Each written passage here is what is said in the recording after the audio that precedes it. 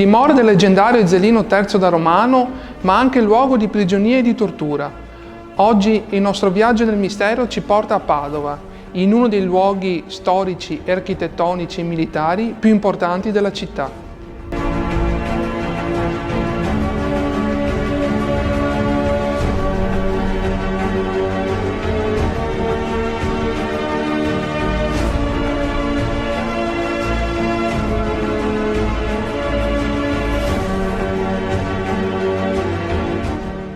Ed è il castello Carrarese, chiamato anche Castello di Ezzelino, dove il Costanter Padova, grazie ai nostri permessi speciali, si concentrerà stasera nell'indagine strumentale, luogo che conserva ancora oggi la memoria di un passato oscuro che pare confinato tra le mura.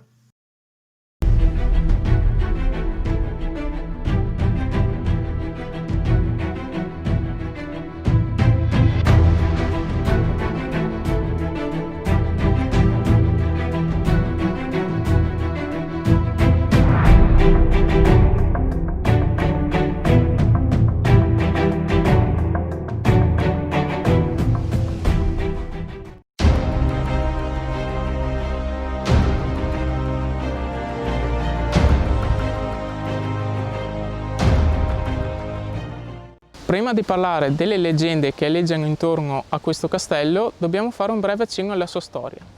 Il castello Carrarese sorge infatti nel punto esatto in cui il Bacchiglione si biforca in tronco maestro e naviglio interno. La fortificazione dell'area del castello risalirebbe tuttavia a molto prima dell'epoca carrarese. Tracce di precedente fortificazione risalirebbero infatti all'epoca romana e successivamente a quella bizantina. Tra il X e l'XI secolo venne edificato un complesso che aveva come nucleo principale la Torlonga, una torre con le mura spesse oltre 2 metri. Un primo vero e proprio castello fu voluto da Ezzelino III da Romano, tiranno della città dal 1237 al 1256. Egli sfruttò la presenza della Torlonga e il convergere di 2 tratti delle mura duecentesche cittadine per innalzare un fortilizio, concluso nel 1242. Caduto Ezzelino, il suo castello venne acquisito dalla signoria dei Carraresi, i quali, oltre ad averne migliorato l'efficacia militare, con Umbertino da Carrara costruirono anche il celebre traghetto, un sistema di archi pensili che congiungeva il castello carrarese, simbolo del potere militare, alla reggia carrarese, simbolo del potere politico. Nel 1374 il castello venne ampliato e colorato a scacchi bianchi e rossi, così come Giusto de Menabuoi nel 1382 lo rappresentò nella veduta della città, affrescata nella cappella del Beato Luca Belludi, nella Basilica di Sant'Antonio. Vi emergono 2 torri, la Torlonga a sud-ovest e un'altra torre a nord-est, posta a guardia dell'odierna Piazza Castello. Qualche traccia dell'antico dipinto a quadri è ancora visibile in questa rientranza tra le murature. Il castello, oltre che fulcro della difesa militare, aveva anche una funzione di rappresentanza. Moltissimi erano infatti gli ambienti affrescati e in quasi ogni sala si poteva scorgere il simbolo della signoria dei da Carrara. Con la caduta dei da Carrara, avvenuta nel 1405, il castello finì nelle mani della Repubblica di Venezia. A seguito del lungo periodo di pace di cui godette la città sotto il dominio della Serenissima, il valore strategico militare del castello viene meno. Nel corso dei secoli successivi il castello avrà gli usi più disparati. Sarà una caserma militare, granaio pubblico, fino al 1767, quando la Torlonga e un'ala del castello verranno adibite agli studi di astronomia, divenendo la Specola.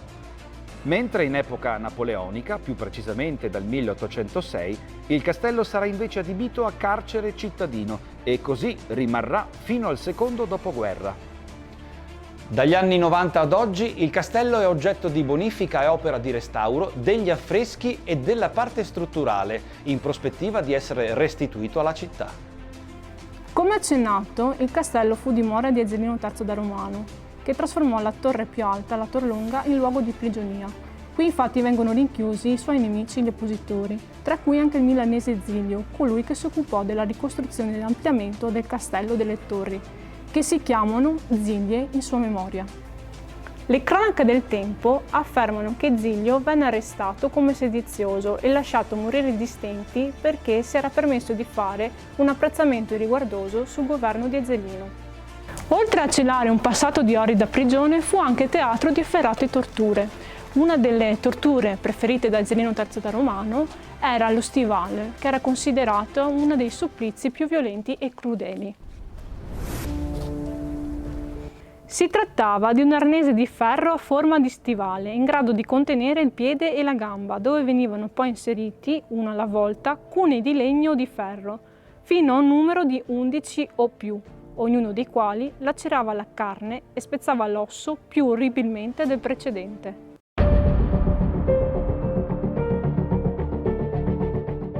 Tante sofferenze e morti hanno alimentato numerose leggende e strani fenomeni, specialmente nella notte tra il 23 e il 24 giugno, detta anche Notte delle Streghe. Alcuni sostengono che nell'oscurità della notte si possono udire urla spettrali provenire dalla torre e dalle prigioni, riconducibili ai condannati di Ezzelino, che tentano ancora oggi di rivendicare la loro libertà. Altri ancora parlano di rumori di catene, lamenti e di una sagoma eterea fluttuare tra le stanze delle orride prigioni. Si tratterebbe del fantasma di Sarpendone, un valoroso guerriero e fidato di Ezzelino che pare vaghi ancora oggi insieme a molti altri condannati che trovarono la morte tra quelle mura. Selvaggia, figlia di Federico II di Svevia e moglie di Ezzelino III, si innamora di Sarpendone e, quando il tiranno li scopre, imprigiona quest'ultimo nella Torlonga. Dopo averlo torturato per fargli confessare il tradimento con Selvaggia, Ezzelino fa mutilare il rivale nella parte virile e lo lascia morire per le gravissime ferite subite. Si narra anche di una piccola fiammella che sembrerebbe apparire sopra la sommità della Torlonga, per poi scendere velocemente e scomparire tra le acque del fiume. Si insinua anche di una persona ammantata che sembrerebbe reggere tra le mani un lume. Un'altra leggenda vuole di un personaggio che sembrerebbe scomparire tra le mura del castello lamentandosi. Chi si cela tra le mura di questo antico baluardo? Un soldato, un prigioniero assetato di vendetta, un carrarese oppure la figura leggendaria di Ezzelino III da Romano? Non ci resta che indagare per scoprire se e cosa c'è di vero nelle leggende tramandate sino ai giorni nostri.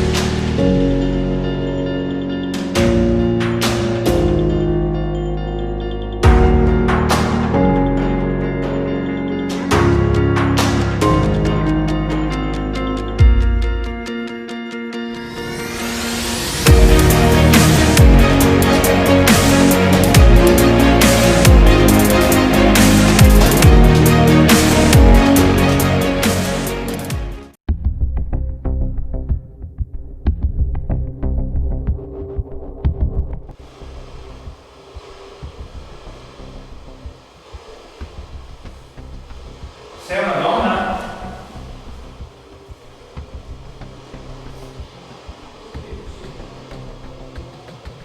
Non ho capito, sei una donna? Stiamo cercando di entrare in contatto con qualcuno dei Da Carrara.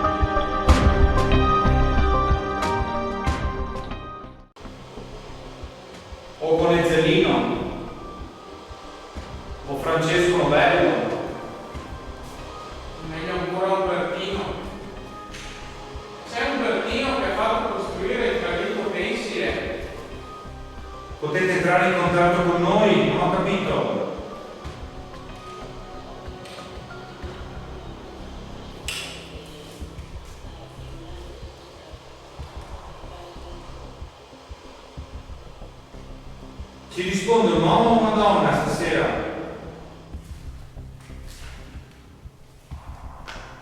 Quanti sono stati rinchiusi qua? Quante persone? Fatevi sentire.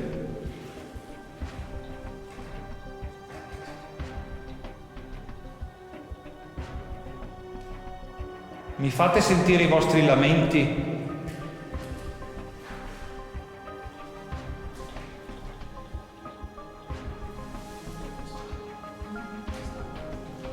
Sì.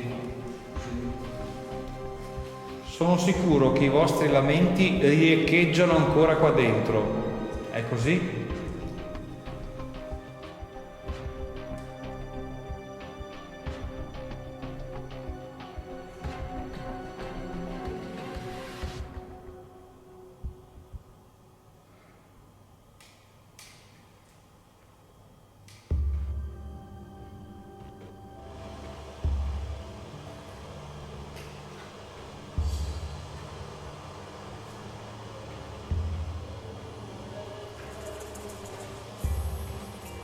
Riesci a parlarci attraverso questa radio a onde corte con la tua voce?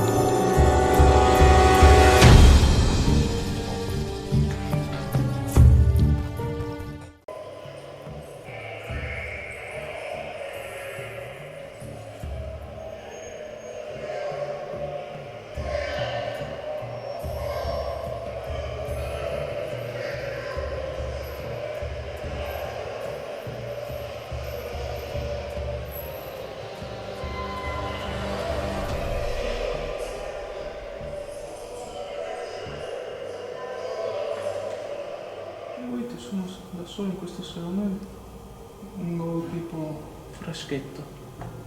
È tutto aperto anche. Sì. Volete che andiamo via?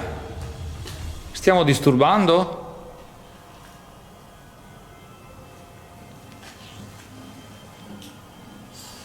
Dai, fategli sentire anche a me i respiri di prima. Forza.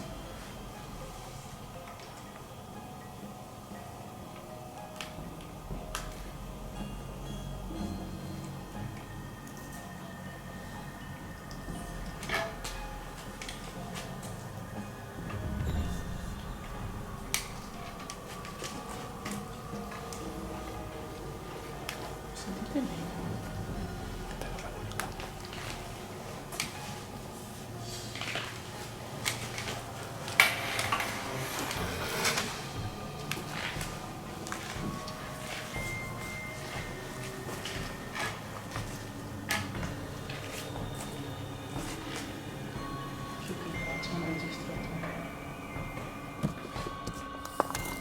La nostra indagine si è appena conclusa, non ci resta che ascoltare tutto il materiale audio raccolto e visionare il materiale audio e foto e trarre poi alla fine le nostre conclusioni.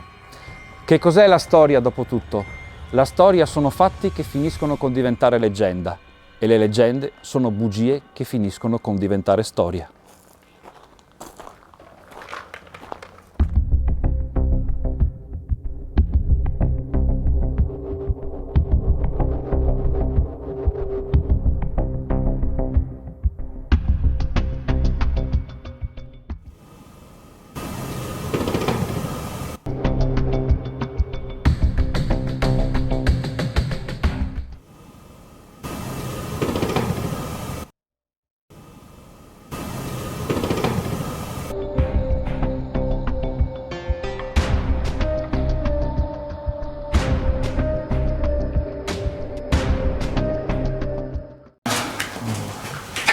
C'è un attimo il telefono, magari.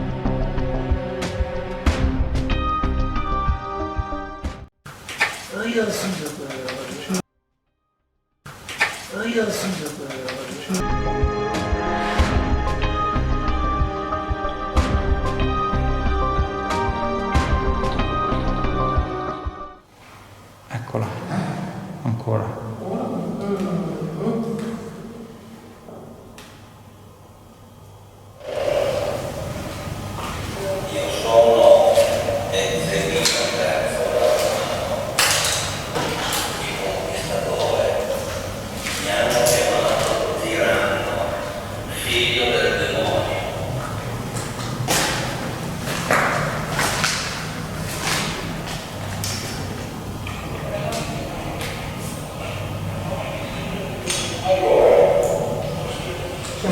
Eh sì.